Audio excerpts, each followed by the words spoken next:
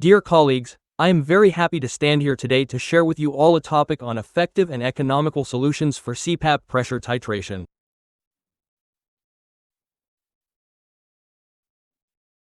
Coincidentally, over time, we have been performing this pressure titration activity in CPAP diagnosis and treatment since 2010 until now. So, where do the things we want to share come from? I would like to share with all the teachers, colleagues, and friends that in the first few years when we worked on sleep studies, we encountered quite a few difficulties in everything from diagnosis to titration. Why is that? When we started, almost all the measuring and diagnostic equipment was in very short supply. We didn't even know how to make our measurements accurate. Even when performing the titration, we had to use very rudimentary equipment. For example, back then, even an auto CPAP machine was hard to come by. So, it wasn't until we obtained a manual pressure titration device in 2014 that we began to implement manual titration. At first, when performing manual pressure titration, even the initiation process was difficult. You have to realize that when we first started, we didn't know how to do it properly. So, how did we do it at the beginning? At that time, when indicated, we used an auto CPAP machine, meaning, we had a machine, a CPAP system, but we selected the automatic mode to accompany the PSG machine. It was a challenge because we didn't know how to do it, and later we had to learn until we finally mastered how to titrate manually by using a fixed CPAP machine to do it step by step. So, what happened next? When doing so, we are forced to perform two tasks, the first night using a PSG machine for diagnosis, and the second night using a machine for patient titration. Therefore, patients have to pay for 2 nights and undergo 2 sessions to get this done. It is costly, time-consuming, and it causes the time to reach diagnosis and treatment to be prolonged. So, given those factors and following the latest research, what have they proven? Is there a way for us to shorten that time, and what would that help achieve? Through today's presentation, we would like to share with you some points regarding the use of a split-night study, which means we combine the 2 nights of diagnosis and treatment into one. So, what will it help us with, and is there enough evidence for us to use it as a replacement? That is the content I want to share with you all. The content consists of 3 parts. First, we will look at why we need to perform this split-night study. First, we know the burden of obstructive sleep apnea. It affects 9 to 38% of the adult population, and the consequences are serious if left undiagnosed and untreated.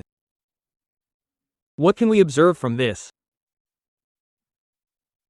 In the US, statistics from 2016 showed that the cost of treating or addressing problems caused by OSA reached $149.6 billion. It is truly staggering, involving workplace accidents, traffic accidents, reduced labor productivity, and finally, the accompanying health consequences. Therefore, the amount of money spent on treating these issues is significant if we do not provide treatment. It increases other pathologies such as cardiovascular, metabolic, and cognitive decline. We have yet to see the scene where a person with obstructive sleep apnea says one sentence and immediately forgets the next, remembering nothing at all. That is to say, short-term memory loss is extremely evident. And medical care costs double for those patients with obstructive sleep apnea who have not yet been diagnosed. This means that the accompanying comorbidities will cause them to experience those issues. So, even though it is so severe, the diagnosis itself is another story entirely. We see that PSG is the gold standard, but it requires significant time and resources.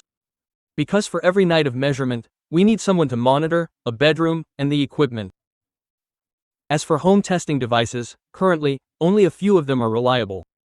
Others cannot detect things like RERA, for instance, they cannot detect respiratory effort-related arousals, and they lack EEG to accurately track the patient's sleep and wakefulness. Meanwhile, other devices now being introduced, such as continuous nocturnal oxygen monitoring, have not yet been recognized. They are only tools for us to screen and help us lead to better and more accurate tests. Meanwhile, if diagnosis is difficult, then the problem of pressure titration is also difficult. Everyone must know that CPAP is effective. It helps reduce sleepiness, improves blood pressure, and boosts quality of life. But if we titrate incorrectly, it will cause consequences. It reduces effectiveness and decreases treatment compliance. That is, if we apply a pressure that is not correct, the patient will surely quit and refuse further treatment. Then, full night titration requires time, cost, and human resources. I have shared a little bit here with you, colleagues and teachers. For example, we can see that, what is it? On the screen, we can see that for diagnosis, it depends on the cost at each place. It currently fluctuates from about 4 to 6 million for one night of PSG testing. At our facility, it is only 4 million, which is almost the cheapest in the whole country. For titration, it also costs from 5 to 7 million. Because it depends on the place where we are referred to. So, if we do these 2 nights separately, it will cost from 9 to 13 million. This means if a patient opts for the full option, meaning a complete measurement including PSG plus transcutaneous CO2, 2 nights will cost the patient 13 million. Doing them separately costs 13 million. If they don't do everything and just perform basic PSG and titration, it will cost the patient 9 million. So, the cost for diagnosis and treatment is very large. So, what can a split night study do? A split night study shortens the time. It means those 2 nights are now combined into just one, so there's no need to do 2 nights anymore. Secondly, regarding savings, we will see that it saves costs, personnel, and waiting time. When we queue to wait for PSG and then queue again for titration, it means waiting twice, which is time-consuming. If a patient has to wait from the testing to the 2-night titration, it takes about a whole week before treatment can be determined for the patient, so it is a waste of time. And the fact that titration is shorter and faster like that helps doctors provide a more appropriate diagnosis and treatment. Diagnosis and treatment happen quickly. After 1 night, you can get all of this done. If there are sufficient human resources, after 1 night of a split night study, the patient can have a ventilator to take home and then we will just monitor the patient. It reduces the burden on the healthcare system. No waiting, no extra cost. 2 nights lost means we've missed out on 2 people. If we do it over 2 separate nights, it takes 4 nights total. Meanwhile, if we do it in 1 night, we significantly reduce the time required. So let's see what it is. What is a split night? A split night is simply a way for us to combine the 2. But currently, we need to know what. There are 3 ways for us to titrate the pressure. The first way is doing it for the whole night, or full night. The second way is doing a split night. And the third way is using an auto-titrating ventilator for the patient. So these 3 methods each have their own advantages and disadvantages. The full night is the gold standard, but it's costly and time-consuming. However, split night and auto-titration can replace the full night titration. They are much more economical but have limitations. Regarding auto-titration, we can only apply it to certain groups of subjects. We cannot simply use it for everyone across the board. That said, a split night can be used almost just like a full night. And in the following slides, I will show you that we have concrete and precise evidence for that.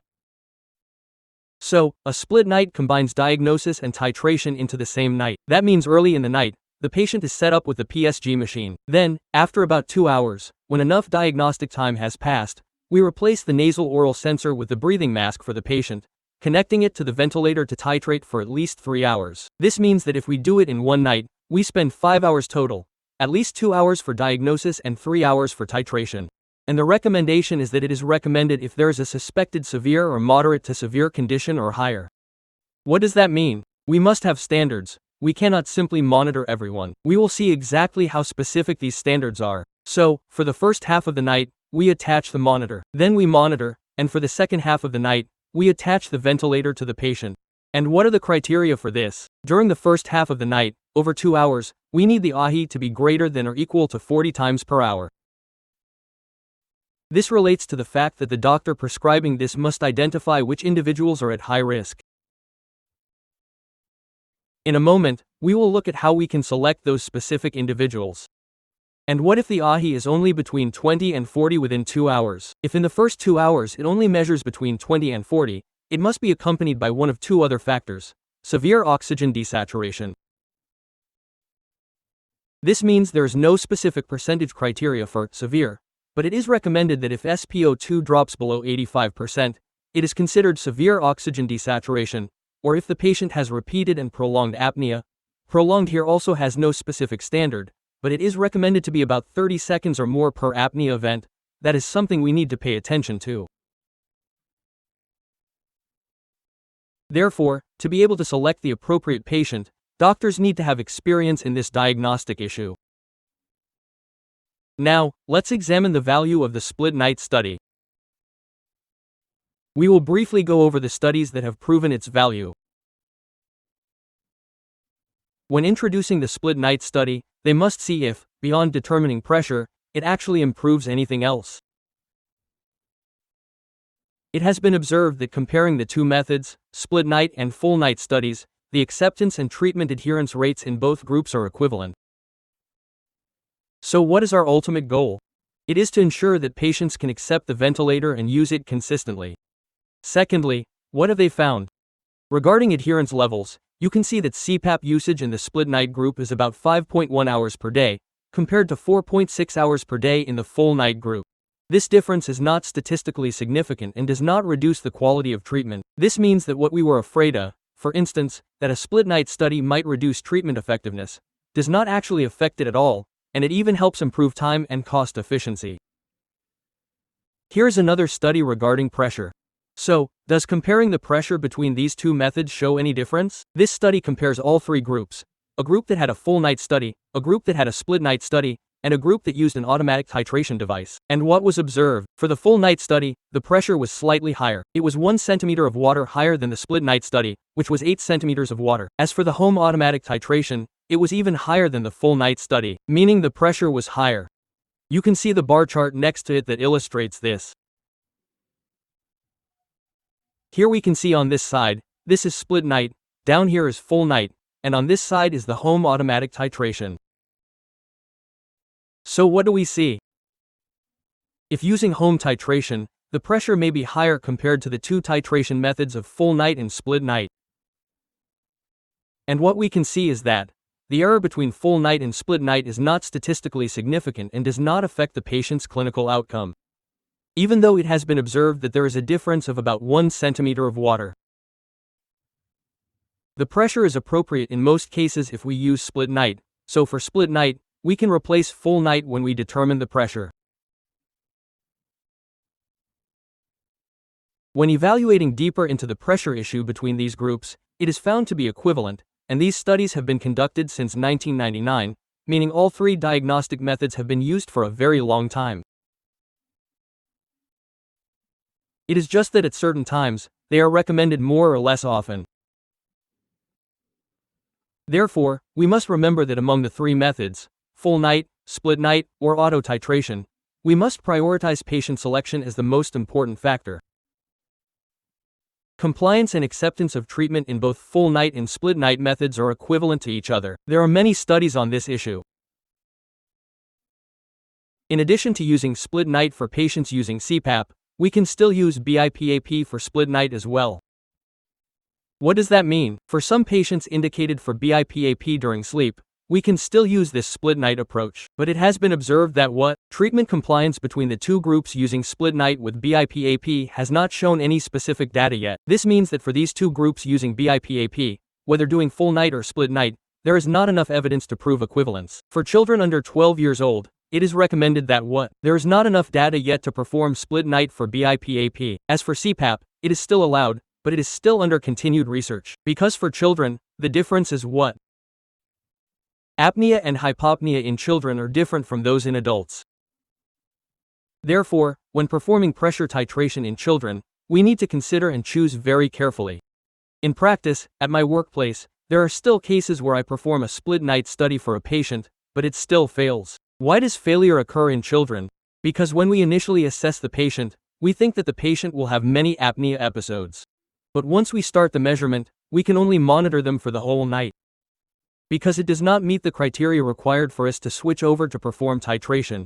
Or there is another issue with children, ladies and gentlemen. There is a situation where if the children are small, they do not accept using CPAP, meaning as soon as the mask is attached, the patient refuses it immediately. At that point, we need to be very careful. So, the practical experience I want to share with you all is as follows.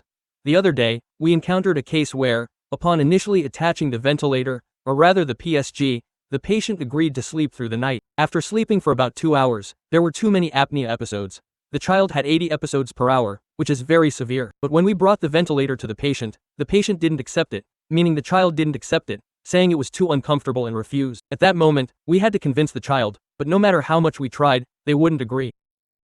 Then we have to look back at the issue, which is that, in reality, we didn't do a good job of preparing everything before starting the titration. If we want a titration session to be good and effective, what must we do? Let them get used to the machine, whether it's a full night or a split night study. We need to let those patients try, test, and evaluate how to put on the mask and how to use it, and only then can we resolve that issue. The same applies to the split night. We simply think that if we bring them in, the patient will comply. But for a full night or split night, if the patient doesn't know what is being done to them, they will refuse. And beyond the advantages, we see that it reduces costs and significantly lowers many other factors. If done for a full night, it costs about 9 to 13 million for 2 nights. Meanwhile, for a split night, we only spend about 5 to 7 million if we perform this split. 6 to 8 million if we perform this split. Why are there two figures of 6 to 8 million? 6 million is what we charge for a standard night. 5 to 6 million for a split night if there is no transcutaneous CO2 monitoring. If there is, it goes up to 8 million, because that test incurs higher costs for consumable equipment. That's the reason. And when we do that, we need to clearly explain to the patient why the price changes like that. For instance, as you can see, in normal cases involving only obstructive apnea, they only need a standard ventilator, which is CPAP. But if the patient has cardiovascular issues, chronic obstructive pulmonary disease, or suffers from elevated CO2 and decreased oxygen at night, then we need to use more comprehensive equipment, such as transcutaneous CO2 monitoring, to manage that. So, what are its limitations? Regarding the split night study, the limitation is that if the patient has difficulty reaching REM sleep and staying supine long enough after midnight, what does that mean? After we finish the first half of the night, if the patient cannot enter REM sleep in the second half, we will not be able to establish the criteria for optimal pressure effectiveness. So, if the patient doesn't enter REM, it's considered a failure, and if the patient doesn't lie on their back but only on their side, that is also a failure. Thus, even for split night or full night studies, if the patient doesn't lie supine or enter REM, we face this issue. If they don't enter REM, we simply have to repeat the study, because if they aren't lying on their back, we have ways to make them lie on their back. We can just go in and turn the patient onto their back, but if they don't enter REM, we have no way to force them into REM. So, we have to do it again. This is a limitation not only for split night studies but also for full night studies as well. There are cases where we perform an overnight titration and the patient cannot enter REM sleep. The patient just stays in N2 and N3 sleep stages. They don't enter REM and we don't know why. Then, when we have to repeat it on a second night, the patient suddenly enters REM. It is very peculiar like that. Risk of prescribing pressure lower than necessary in patients with variable AHI. What does that mean? When the patient's condition changes based on their position or over time, some nights it's severe, some nights it's mild, we will find that the pressure requirement is lower. If the patient's supine AHI is high, we will titrate the pressure to a higher level. But if the patient changes positions frequently and lies on their side a lot, the AHI is lower, and we titrate to a lower pressure. So, there are risks involved because the patient's second half of the night is shorter, only about 3 hours long. Therefore, if we start the titration late, it becomes more difficult. For example, if the patient comes in at 11 p.m. and we start late, it is very easy for the study to be unsuccessful or a failure. Therefore, when performing this procedure, we should require patients to come in early, by 8 or 9 p.m. They must enter the sleep lab immediately. They cannot wait until 10 or 11 p.m. to enter. If the patient doesn't sleep, we will consider it a failure and have to redo it a second night. The risk of failure increases if we select inappropriate patients and preparation is inadequate. What do we mean here when we see the story of selecting an inappropriate patient? If we look at what we saw earlier, the criteria must be at least 40 times per hour, or if it is between 20 and 40, it must be accompanied by severe hypoxemia or frequent repeated apnea in the patient. So how can we determine if a patient has an AHI greater than 40 if we have not measured it yet? This relates to the fact that we need to be trained on how to accurately diagnose and treat the patient. So, if you have participated in the courses by Dr. C and Dr. Bao, you will see what is the pre-test probability that a patient has high obstructive sleep apnea. We need to be trained on that to be able to find solutions to identify patients who are at risk of severe OSA. That is what I want to share in the following slides. And what about inadequate preparation? It means we are not well prepared with equipment, we haven't prepared the patient well, we haven't prepared enough masks, and we haven't prepared enough ventilators for the patient. Because as you all know, there will be cases like this. In sleep labs, there are places with machines that can have all ventilation modes from CPAP, BiPAP, ASV, or AVAP. But in some places, the machine only supports up to AVAP and does not have ASV, for example, then we will immediately be in a limited situation. Therefore, when we titrate pressure, we need to choose ventilators that must be equipped with a system that includes all necessary modes so we can proceed. Otherwise, if a mode is needed in the middle of the night and the machine doesn't have it, we won't be able to do it. That means we were not fully prepared. For instance, with masks, if we are missing a mask, it won't be airtight, and if there's too much air leakage, the patient won't be able to proceed effectively. How is it in clinical practice? How have we applied this in our clinic? These are the images we are sharing here of our patients, which we apply at a facility that must have sufficient personnel and a standard PSG. If we use the machines from back then, we had 2 PSG machines. One machine only had 2 channels. The peak and slow channels were the PDX machine from Philips. And the second one we had was Alice. Now we have all the equipment we need. If machines have few EEG channels or cannot be fully connected, we won't be able to perform titration. Therefore, a standard PSG must have full EEG channels and must be able to connect to the ventilator system for us to do it, because this needs to be connected and synchronized so that when we titrate, we can actually succeed. If it is not synchronized, we will not be able to titrate. Technicians must be trained, because if a person is not trained, they will not be able to do it. What is the difference between foreign countries and our Vietnam? In Vietnam, doctors currently handle the titration, but abroad, there is a team of technicians who do this. They are trained in setting up the machine and trained in titration. The doctor only provides support on the side, rather than being the person directly performing this task. But if we want to go the long haul with this activity, we are inevitably going to need to create a team that can handle this instead of the doctor. The doctor will only accompany the technician in the process. We need to have a standard procedure. We can't. Back in the day, when I look back at the early times, when I was titrating pressure for patients, if I saw the patient stop breathing, I would increase the pressure every 2 minutes. Every 2 minutes I increased the pressure, increased it just a little bit more until it reached 10, and the patient would wake up. Everyone knows that our body needs time to adapt, which is why at my clinic, the titration protocol requires changing the pressure every 5 minutes. You can't just change it every 2 or 3 minutes, because it won't adapt to the high pressure. So, we need to wait and give the body time to adjust. That is why there must be a correct procedure, and we need patient selection criteria and titration protocols for all these activities.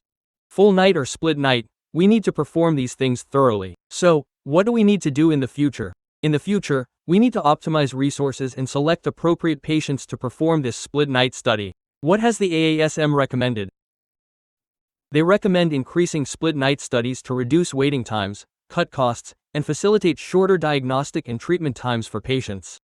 Many studies have recommended exactly that, and currently, the global trend of performing split night studies is increasing very significantly. Improve the expertise of sleep medicine doctors to perform split night studies better. To do a successful split night study, we must coordinate. First, we need to properly inquire about symptoms and then perform an examination. We use questionnaires like Epworth, Stop Bang, and make an accurate diagnosis before we can provide an indication. So, for the pre-test probability, we must rely on our examination to see if the patient has a Mallampati score of 3 or 4, and whether their Epworth score is high, 10 points or more. Is the Stop Bang score 3 points or higher? Only when the doctor suspects that the patient has a high probability of severe obstructive sleep apnea can we reasonably prescribe a split night study. Otherwise, if we put everyone through a split night study and monitor them for 2 hours only to see 10 apnea events per hour, we won't be able to proceed. That involves using additional devices like CO2 monitors or continuous blood pressure monitors, because we know what? In the future, beyond just treating the apnea itself, we must also address whether the patient loses their nocturnal blood pressure dipping. Because the risk of obstructive sleep apnea is that it causes a loss of nocturnal blood pressure dipping. Therefore, for comorbidities, we need measures and devices to monitor and manage them, such as transcutaneous CO2 or end-tidal CO2, which we need to support. So, through this presentation, I offer the following conclusions. First, we see that the split night study is an effective and economical solution for CPAP titration. Second, we must prescribe it for groups of patients with severe OSA or moderate to severe OSA accompanied by severe hypoxemia or repetitive, prolonged obstructive apnea. Third, we must follow the proper technical procedures to ensure it is effective and to reduce the risk of failure.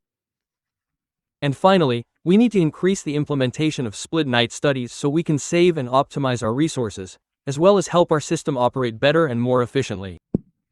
Thank you for the attention of our professors, colleagues, and friends.